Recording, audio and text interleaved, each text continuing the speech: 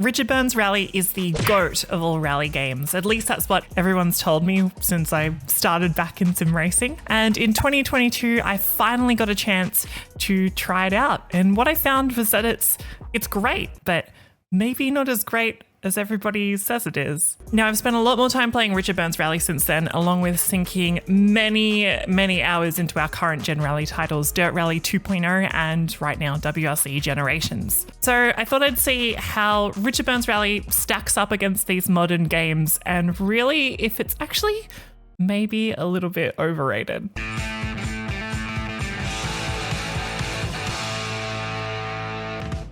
So today we'll be going over Richard Burns Rally and seeing how it stacks up against our modern rally games, Dirt Rally 2.0 and WRC Generations. We'll be going through how it drives, how easy it is to set up, what the stages and cars are like, the multiplayer, the community, and just generally how fun the sims are to drive. We're aiming to work out what is the best rally sim to play right now and find out where Richard Burns sits on that list. If you have opinions on this, and I'm sure that you do, or if you outright disagree, feel free to let us know in the comments. Otherwise, if you like the video, give us a like and subscribe to Overtake for lots more sim racing videos. Now, we're doing this review in the start of 2023, and I think for starters, it's worth acknowledging that we have a new Codemasters WRC game that is currently on the way. If you haven't heard, Codemasters, or EA Rally as they're currently branding themselves, have finally got the rights to create the WRC game, and they're currently working on it at the moment. These devs made Dirt Rally 2.0, and it's going to be really interesting to see how they tackle a modern day World Rally Championship game.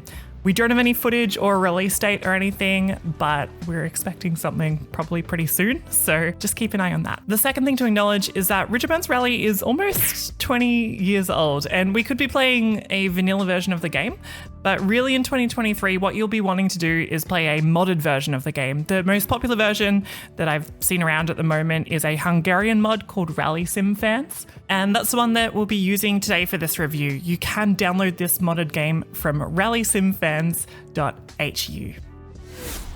So in playing Richard Burns Rally and these other games, we're going to break this up into 5 categories. We've got the driving physics, the stage and car selection, the damage and realism, the multiplayer and community, and also how hard it is to set up and get going. For starters, let's jump into the driving of each sim and see how they feel versus Richard Burns. A thing to say with driving physics first up is that everyone has different ideas of what feels good or most realistic. So for starters, with the current gen rally games, we have Dirt Rally 2.0, and it lives up to its name. It has a really nice feeling on dirt, and probably my favorite thing in Dirt Rally is being in a 4-wheel drive and throttling up while sideways and feeling kind of the engine propel you towards the apex of a corner. It's a really cool feeling, and I will say that the feeling of jumps in Dirt Rally is really fun as well.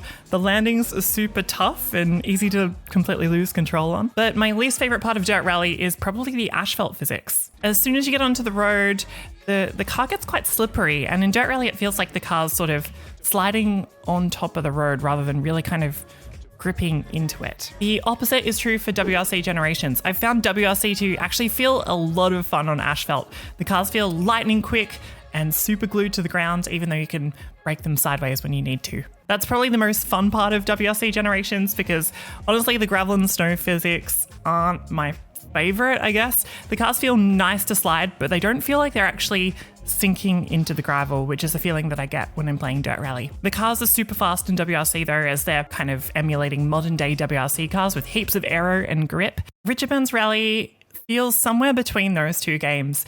On asphalt, the cars feel like they have more grip than they do in Dirt Rally, but I feel like they have way less than they do in WRC, and the off-road grip is somewhere in between the two as well. Richard Burns does feel like it's the hardest to drive though, as most of the cars are a little bit old school and don't have a lot of aero, and it feels like you're always just lacking a bit of grip and trying to avoid ending up in a tree. I honestly think Richard Burns holds up really well against these modern rally games. I think it's still really fun to drive, but I wouldn't necessarily say it's any better. Next up is the stage and car selection. So Dirt Rally 2 has 13 locations with 169 stages. Nice. WRC has 21 locations with 144 stages, and Richard Burns has Well, it has a lot of stages. All 3 games have enough stages that you're not going to get bored really quickly, but Richard Burns has about 1 million, so you can play it forever. One thing to note though is that the stages in Richard Burns in 2023, a lot of them are modded stages, so they're user-created content. Some of them are awesome, some of them are less awesome. So while on Dirt Rally and WRC you're getting less stages, the quality of them I think is generally at a higher standard than on Richard Burns. There's no dud stages in these games. They're all super fun to drive. Car-wise, Richard Burns has a lot of really great selections, ranging from some modern WRC cars to a lot of Group A and Group B cars, and even older cars as well, and some fun sports cars and kit cars and things like that. It's got a really good spread, and I would say Dirt Rally 2.0 also has a good selection of cars with many across different eras. WRC really only focuses on modern WRC racing outside a few historic cars, and I think WRC really nails that feeling of a modern rally car, but the rest of the cars in that game are so-so. So if you're looking for something from every era of rally, I would look at Richard Burns Rally or Dirt Rally. So looking at the difficulty and the damage of these games, Richard Burns Rally is known for being a really difficult rally sim to go driving in, and I think it's something that it does really, really well in 2023. In Richard Burns, you can hit a bump or pothole and do really serious damage to your car. I've honestly DNF'd out of some races just by hitting the wrong bump too fast. I think Richard Burns also simulates objects on the side of the track really well. If you hit a tree or a big rock sitting on the side of the track in Richard Burns, often it's like rally over straight away. This is something that I feel like Richard Burns Rally excels at and does way better than the modern sims. I've spent a bit of time on WRC on simulation difficulty, and apart from when you take a jump and the car explodes entirely, you can crash into a tree at like a really high speed and the car will be fine. So if you're looking for a game that's really harsh when it comes to damage, I reckon Richard Burns is still the harshest. So if you're into that, that's probably what you should be playing in 2023. So multiplayer is really, really big in Richard Burns Rally.